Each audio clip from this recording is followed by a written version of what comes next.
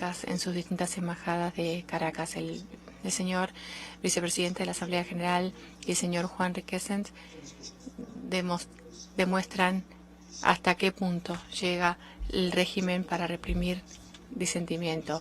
Las democracias del mundo quisiéramos que se unan a nosotros para repudiar estas violaciones de los derechos humanos, y los que aún no han reconocido a Juan Guaidó como presidente encargado, que lo hagan cuanto antes, como lo hizo Grecia esta semana, y que se retire cualquier tipo de apoyo al poderío de facto de este régimen. Como sabrán, como resultado de la corrupción, la mala administración y la represión, más de 4 millones de venezolanos se ven obligados a ir de su hogar, y a menos que haya un cambio van a ser 5 millones.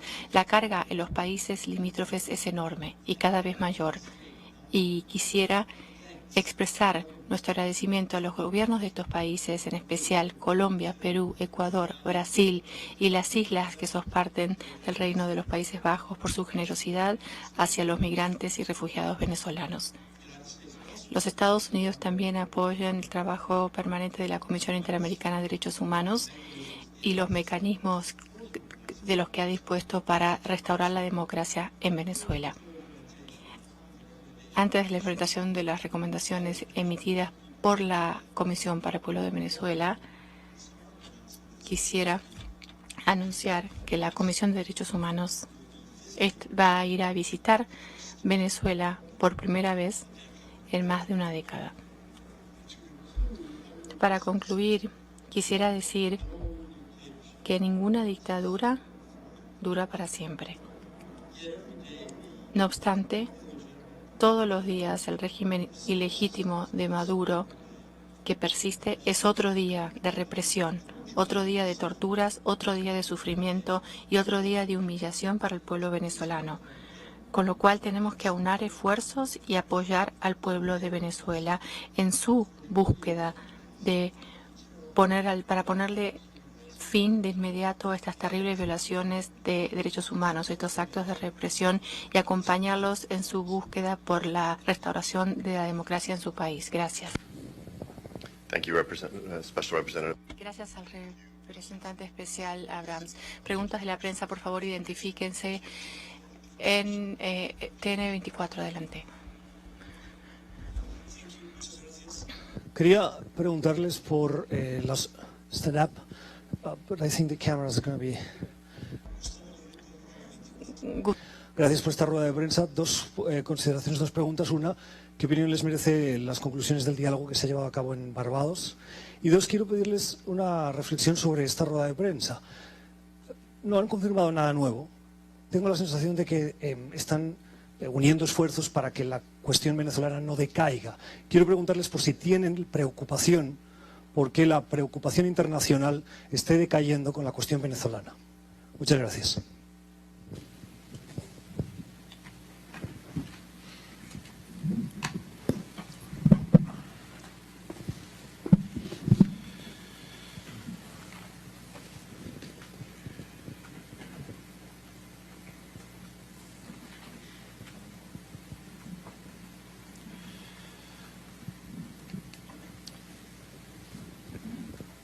Obviamente no he estado en la mesa de diálogo, obviamente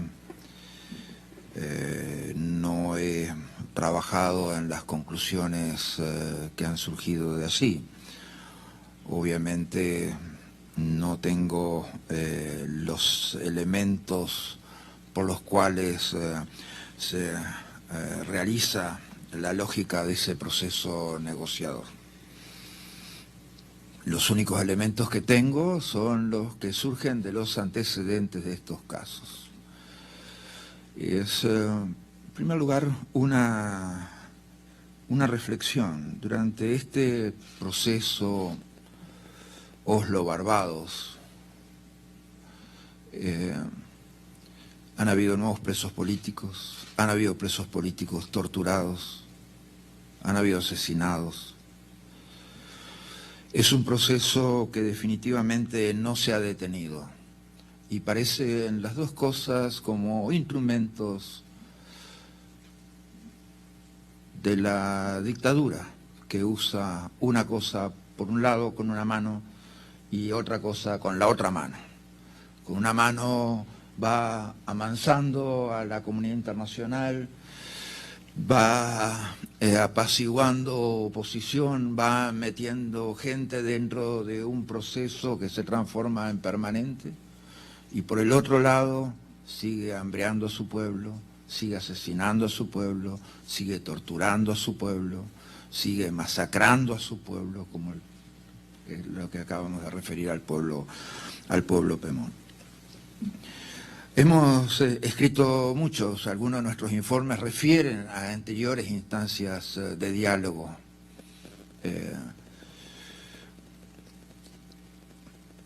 Creo que para llevar este proceso adelante,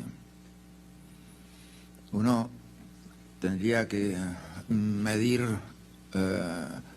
un primer elemento fundamental. Para que ese proceso tenga éxito, dependerá esencialmente de la presión que ponga los Estados Unidos sobre dos factores fundamentales que son los que oprimen al pueblo venezolano: sobre el factor cubano y sobre el factor de la lógica criminal usurpadora de Nicolás Maduro. Y esa presión definitivamente es responsabilidad de Estados Unidos. Más que lo que se negocie sobre la mesa propiamente de negociación, si sale algo de allí va a ser por los factores externos a esa mesa de negociación, como la presión de sanciones y otras amenazas creíbles que realiza la administración de los Estados Unidos. Si se afloja esa presión, terminará exactamente igual que todos los demás procesos de diálogo que han existido, los 5 por lo menos que soy testigo desde el 2014. Eso, hay elementos muy claros al respecto, ¿no? O sea, Christopher hablaba de 15.000 cubanos en Venezuela. Algunas cifras, por lo menos de los que iban a votar, eran 22.000. Mientras esos 22.000 cubanos estén en Venezuela, o esos 15.000 cubanos estén en Venezuela, es impensable el retorno a la democracia en el país.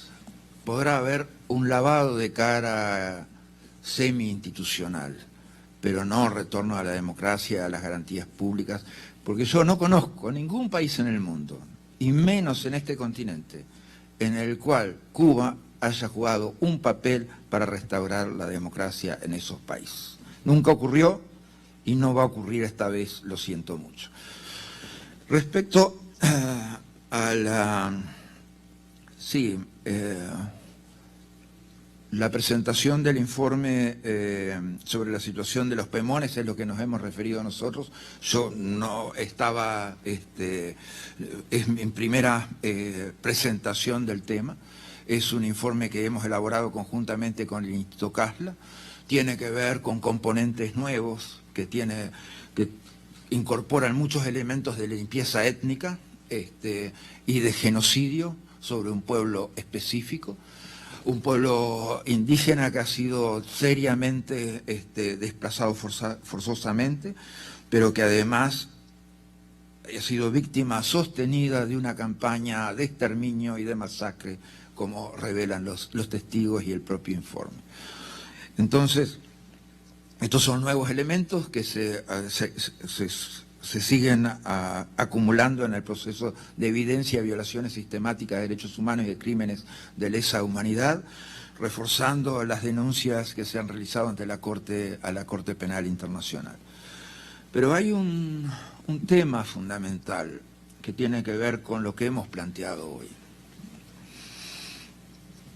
Y es la justicia de los derechos humanos. La justicia de los derechos humanos depende de nuestra memoria.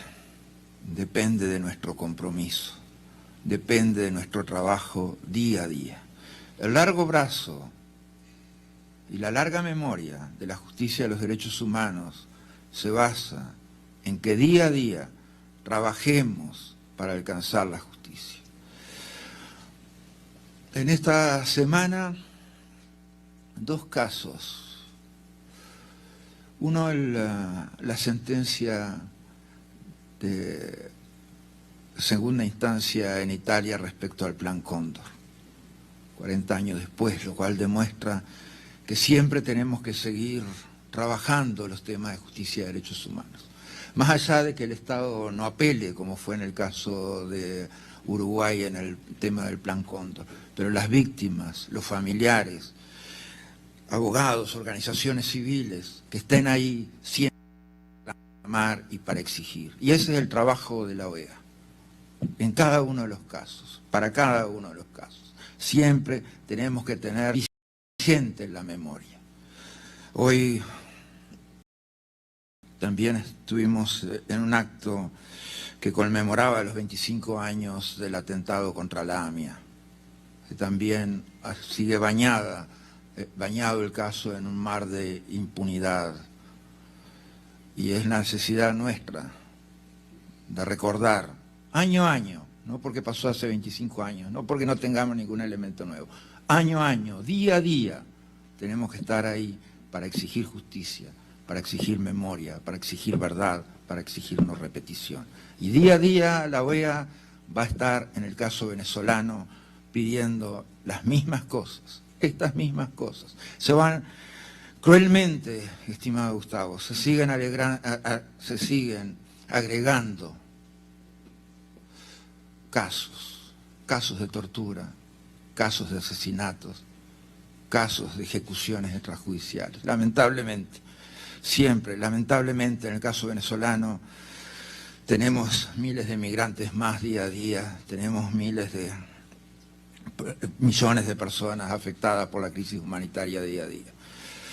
Y eso es un compromiso diario de ustedes, la prensa, y de nosotros, las organizaciones internacionales, y de cada uno de los estados que tienen responsabilidad con la democracia y los derechos humanos.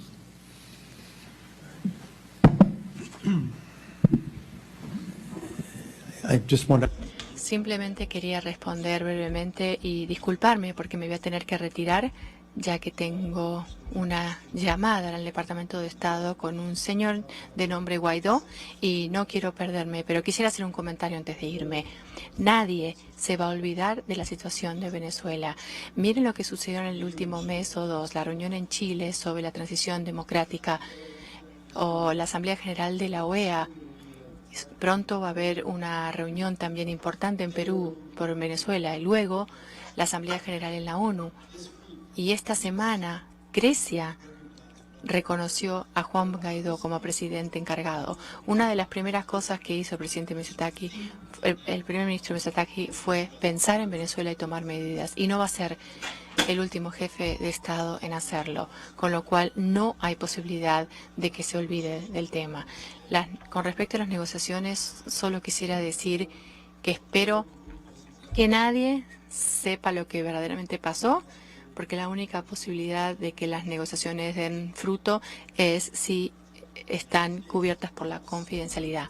Los Estados Unidos quieren una restauración pacífica de la democracia en Venezuela, o sea que sobra decir que esperamos que las negociaciones prosperen.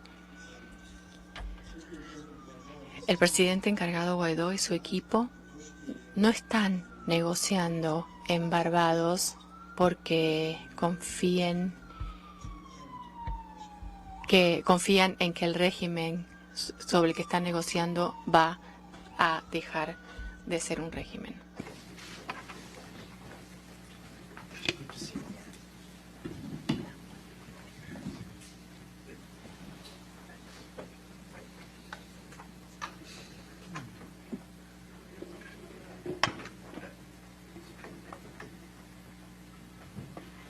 Journalist in the back there.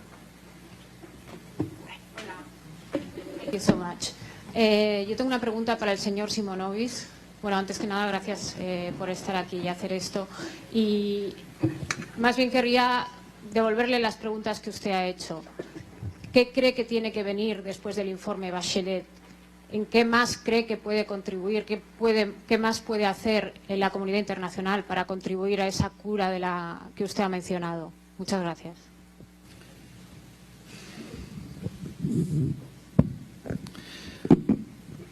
En varias oportunidades yo he dicho que el caso venezolano es como una situación de rehén, y esto, cuando hay una situación de rehén, hay dos aspectos que se manejan.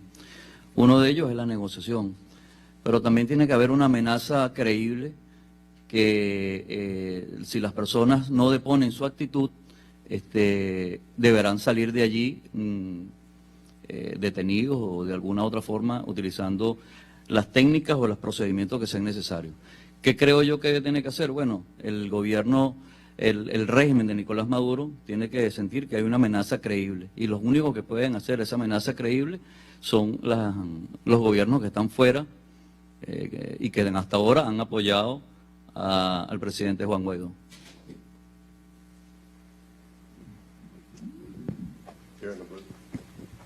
Sí, buenas tardes. Sofía Pisani de TV Venezuela. ¿Cuáles serían las próximas acciones? El presidente encargado de Venezuela, Juan Guaidó, ha dicho que pedirá ante la OEA la aplicación del TR. Esto para lograr lo que han calificado el cese de la usurpación. ¿Existe la posibilidad de que se aplique y de qué forma lo harían? Gracias.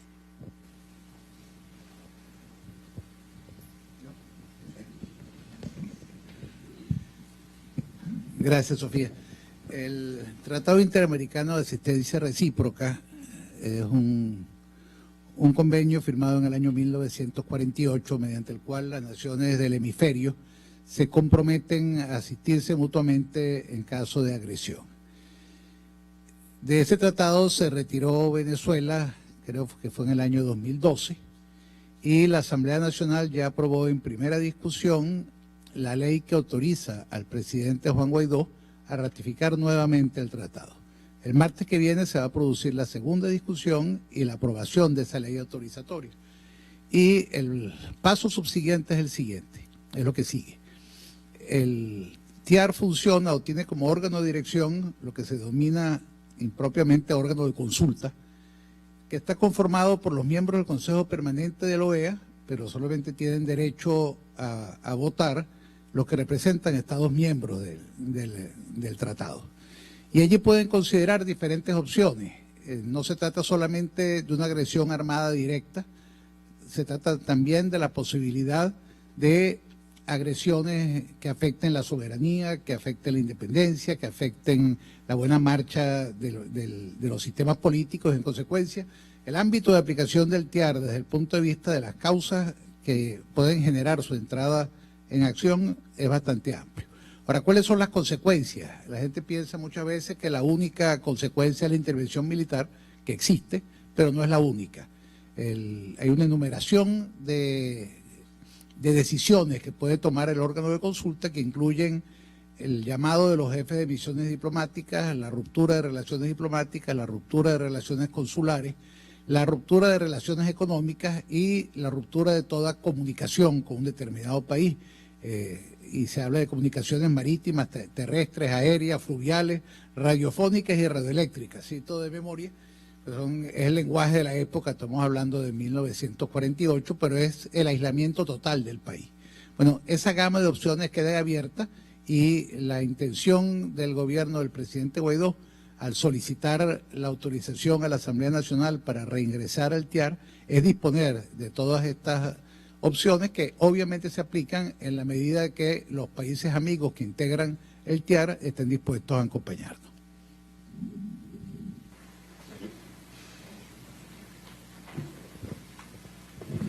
Buenas tardes, Jorge Goyán de La Voz de América. Quisiera primero preguntarle al comisionado de inteligencia Simonovic. Usted recientemente fue nombrado por Juan Guaidó como comisionado de inteligencia. Mi pregunta es, ¿qué grado de investigación sobre inteligencia va a hacer usted, por ejemplo, con la DEA, sobre presuntos vínculos de narcotráfico con el gobierno en disputa de Nicolás Maduro? Y la segunda pregunta que tengo es, luego de escuchar todos los testimonios y todos los informes, si existe una línea roja para el gobierno en disputa de Nicolás Maduro, dadas las graves acusaciones y las denuncias que están realizando. Gracias. Como lo he declarado en otras oportunidades, hay algunas informaciones que manejo, que esas informaciones serán suministradas a las agencias de investigación o de inteligencia de este país o de otros países, porque, por ejemplo, si hay información de la guerrilla colombiana, será entregada al gobierno colombiano. Y en la medida que esas informaciones se vayan procesando, se tomarán decisiones. En principio, yo pienso que alimentarán los expedientes que ya existan, y de no haber algún tipo de expediente, se aperturará un expediente. Todo esto tiene un objetivo que es, de alguna forma, socavar las bases de la dictadura, y si de alguna forma ayudan a que esta cese, esa es la idea de lo que se está haciendo, o sea, el trabajo que yo voy a hacer. Básicamente alianza con los gobiernos en el trabajo de investigación e inteligencia policial.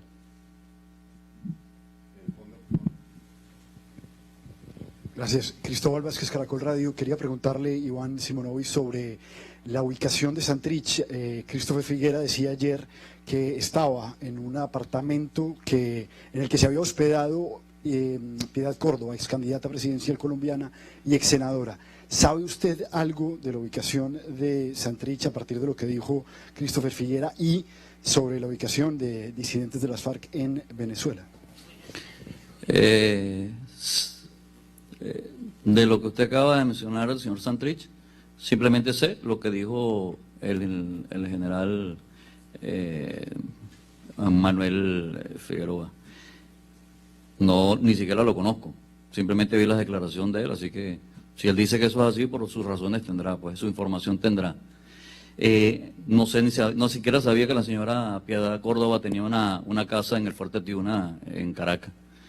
Y lo otro que me preguntaste. Sí, es público y comunicacional. Ya personas del gobierno del presidente Duque han dicho pues que saben de la presencia de elementos del ELN y la FARC dentro de Venezuela, y esa información ya la tienen personas que son cercanas a mí, y en su momento pues se harán el trabajo que sea necesario con el gobierno del presidente Duque para confirmar o no esas informaciones.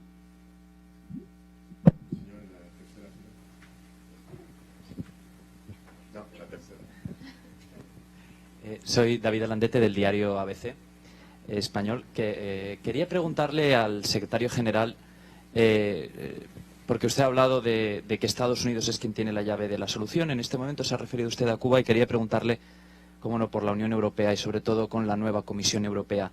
Dado que el señor Borrell, que es alguien que ha dicho que Estados Unidos está actuando como un cowboy en cuanto a Venezuela, es el que va a estar al cargo del puesto que en este momento ocupa Federica Mogherini, es decir, alta comisionada de Relaciones Exteriores de la Comisión Europea. Quería preguntarle si a usted le inspira confianza y si cree que digamos, la trayectoria hasta ahora del señor Borrell augura una buena posición de la Comisión Europea con respecto a Venezuela. Gracias.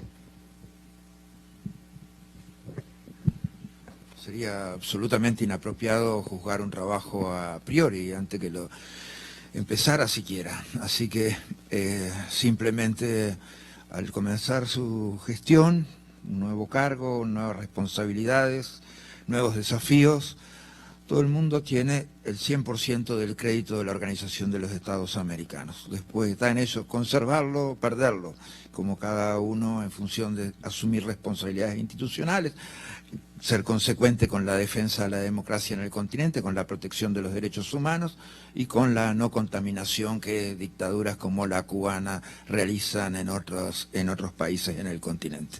O sea que siempre esperamos, si hay dos organizaciones en el mundo a los cuales están inspiradas en los mismos principios y valores de defensa de la democracia y protección de los derechos humanos, protección individual de los derechos humanos, y que tienen mecanismos e instrumentos propios para la defensa de la democracia, son la Unión Europea y la Organización de Estados Americanos. Esperemos actuar consecuentemente de la misma forma a ambas partes y tener las mismas responsabilidades y asumir los mismos compromisos para restablecimiento de la democracia en Venezuela y en Cuba.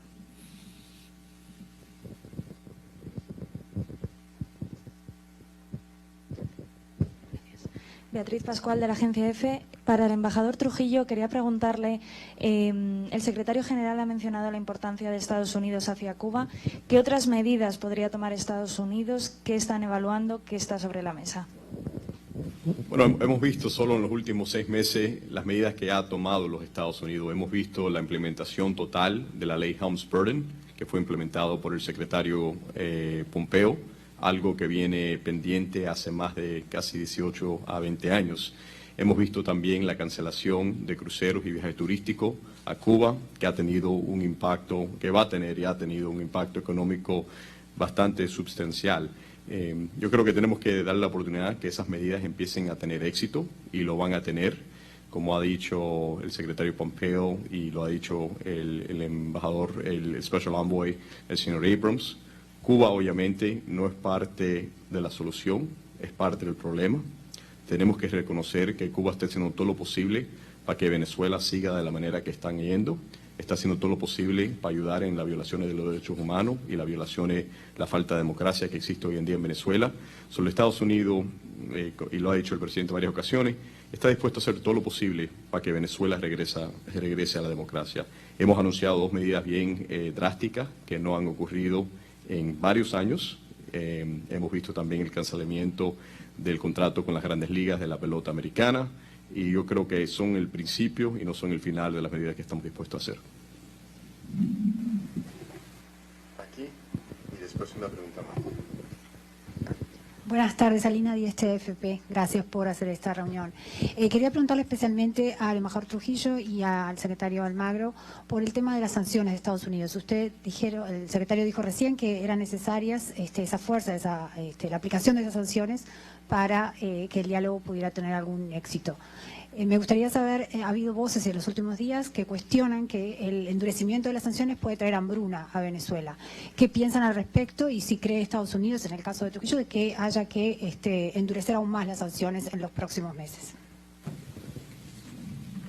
Bueno, yo creo que si hemos visto las sanciones, si las sanciones van a tener una ruina a Venezuela, ¿cómo pueden ellos hablar sobre los 4 millones de personas que se han ido sobre los últimos años? ¿Cómo pueden hablar sobre la inflación que ha llegado al 1.000.000% antes de que fue implementada la primera sanción americana? Las sanciones americanas, en la mayoría, hasta recién, eran particulares. Era contra individuos que eran corruptos. En ese tiempo, millones de venezolanos se fueron a su casa, la inflación llegó a 1.000.000% y la economía se destrozó en pedacitos en Venezuela. El colapso total económico de Venezuela, hasta como lo tiene en su reporte la presidenta Bachelet, es la responsabilidad total de Nicolás Maduro. Y eso él lo tiene que reconocer, y es algo que él tiene que aceptar responsabilidad. Las personas que dicen las sanciones americanas han contribuido a este colapso económico. Muchas de las sanciones americanas no fueron ni implementadas en su totalidad hasta finales de mayo. Tenemos que tomar en cuenta el colapso económico de Venezuela viene siendo más de 5 años. Las sanciones solo llevan contundente menos de 2 meses. Yo creo que yendo hacia adelante, como lo dijo el Special Envoy Elliot Abrams, los Estados Unidos va a seguir con el compromiso poniendo presión cuando es necesaria a individuos o a instituciones que están violando derechos humanos, que están involucrados en el narcotráfico, que están involucrados en las violaciones de derechos humanos. Es un compromiso que siempre hemos tenido no solo con Venezuela, con el mundo entero, y lo hemos hecho en otros lados. Nosotros pensamos que esa presión es la razón por la cual ellos están llegando a la mesa. Ellos no llegan a la mesa sin la presión particular que están sintiendo muchos los individuos y la presión que muchos de los que están involucrados en elementos criminales están sintiendo también.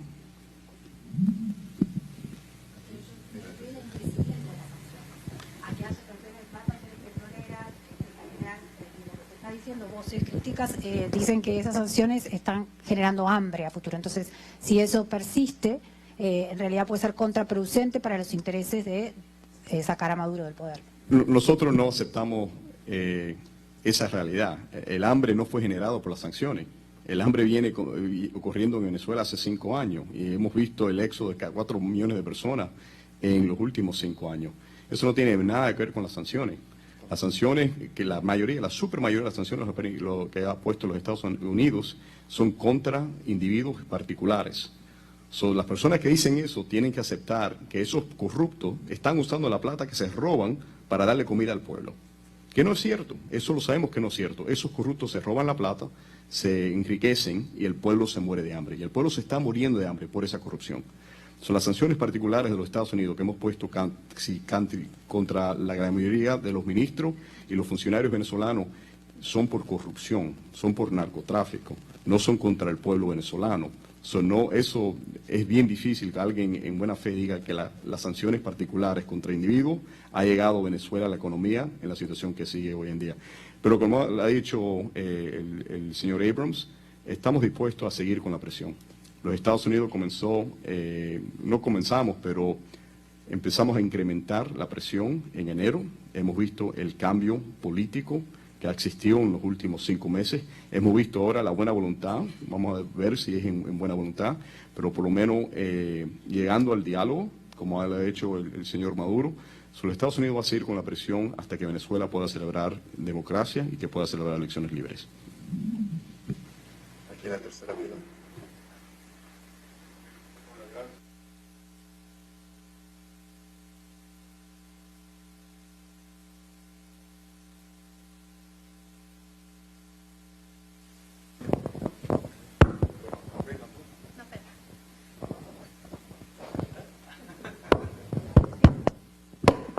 ¿Ahora? Sí, buenas tardes. Gracias por la oportunidad. Secretario, quería pedirle si pudiera hacer como una evaluación desde enero para acá. En enero parecía que era inminente que Guaidó iba a poder ocupar el poder, eso es algo que no ha ocurrido. Si nos pudiera, quisiera escuchar un poco su visión de estos, 6 meses, se cumplen la semana que viene. ¿Qué ha pasado? ¿Qué ha fallado? ¿Qué ha faltado? Usted hizo ahora énfasis en el papel de Estados Unidos. Estados Unidos ha hecho una gran énfasis en sanciones. ¿Ha habido una estrategia apropiada, correcta con las sanciones o ha faltado sincronía? ¿Hay problemas en el mensaje? ¿Qué es lo que ha fallado para que estemos en el sitio que estemos ahora? Gracias. Esto lo señalé en conferencia de prensa cuando la Asamblea General. Nosotros, entonces, ahí va de nuevo. No hay dije en ese momento, no hay una fórmula mágica, ni hay una bala de plata para terminar con las dictaduras en el siglo XXI. Durante el siglo XX quizás tuvimos mecanismos que se asemejaban un poco a eso, y que definitivamente podían traer soluciones de un día para el otro. Al despertarnos había cambiado la situación política. En el siglo XXI esos mecanismos han quedado de modé conforme al derecho internacional público y por lo tanto los procesos hoy son de acumulación política. Un proceso de acumulación política que permita aplicar instrumentos que nos acerquen gradualmente a la democracia en Venezuela y que un día permitan que ese proceso acumulativo se concrete en un proceso electoral. Un proceso acumulativo político de esta magnitud en 6 meses definitivamente ha avanzado muy rápidamente. Si usted lo ve donde estábamos en noviembre, diciembre del año pasado y dónde estamos ahora. Definitivamente estamos mucho más cerca de la solución de la crisis venezolana y de tener una solución para las dinámicas dictatoriales que envuelven a la usurpación de Nicolás Maduro. Nosotros tenemos por delante mantener un par de condicionantes que son fundamentales al respecto.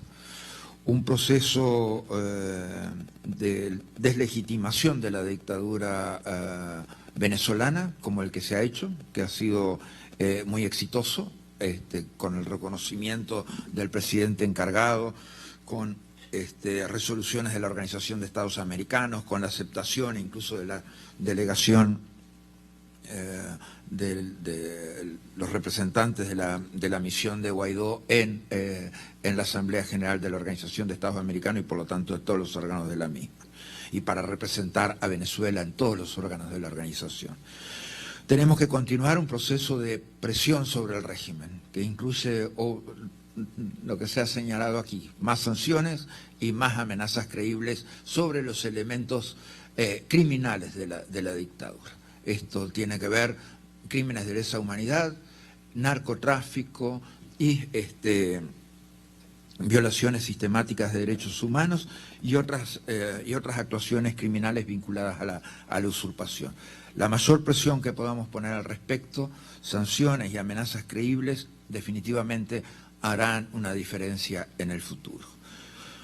La dictadura venezolana nunca se ha sentado por las buenas a negociar, siempre lo ha hecho apremiados por las circunstancias. En algunos casos, en un par de casos fueron por la presión del pueblo en la calle. Fue así cuando se inicia el proceso en noviembre del 2016, fue así para el caso de la negociación en República Dominicana, fue así cuando se hizo la mediación de los cancilleres de UNASUR en el 2014. O sea, la dictadura solamente se sienta a una mesa de diálogo cuando le conviene, esto es cuando la presión para ellos es muy dura y se está sintiendo. En este caso, nosotros, como hemos señalado para otros casos, cuando empieza un proceso de diálogo no puede reducirse, como se redujeron en los casos anteriores, la presión ni interna ni externa sobre la dictadura. Hay que aumentarla, porque los resultados van a depender de que se aumente esa presión sobre la dictadura durante el proceso de diálogo. De lo contrario, ellos siempre lo han utilizado para consolidar el statu quo, para licuar la presión internacional, para licuar la presión interna y para mantener la situación de desinstitucionalización del país como lo han hecho hasta ahora. Entonces, creo que se ha avanzado mucho. Nos falta todavía mucha presión por aplicar, nos falta muchos esfuerzos por hacer, nos falta mucho de la comunidad internacional, le falta mucho todavía al sistema político venezolano. Pero el camino recorrido en estos 6 meses definitivamente es promisorio. Está en aquellos que son responsables hoy de llevar adelante la presión internacional, mantenerla, y en aquellos que son responsables de redemocratizar el sistema político venezolano internamente, de asumir la responsabilidad de no dejar al pueblo malherido en su confianza como pasó en los procesos anteriores. Eso es clave, eso es clave. O sea, si ve un poco cómo han sido los procesos de diálogo, se han llevado siempre alguna víctima del sistema político venezolano. O sea, si uno ve el vocero en el 2014, prácticamente dejó de ser un referente político luego de esa negociación. Si uno ve las referencias de aquellos que estuvieron en la mesa en el 2016, dejaron de ser referencias políticas en el sistema venezolano luego de esa negociación. Si ve lo de Dominicana, también dejaron de ser referencia política, importantes como Churio, por ejemplo, en el proceso político venezolano. Entonces está en el presidente Guaidó mantener su responsabilidad ante la gente, mantener su compromiso con la democracia y salir fuerte de este proceso negociador.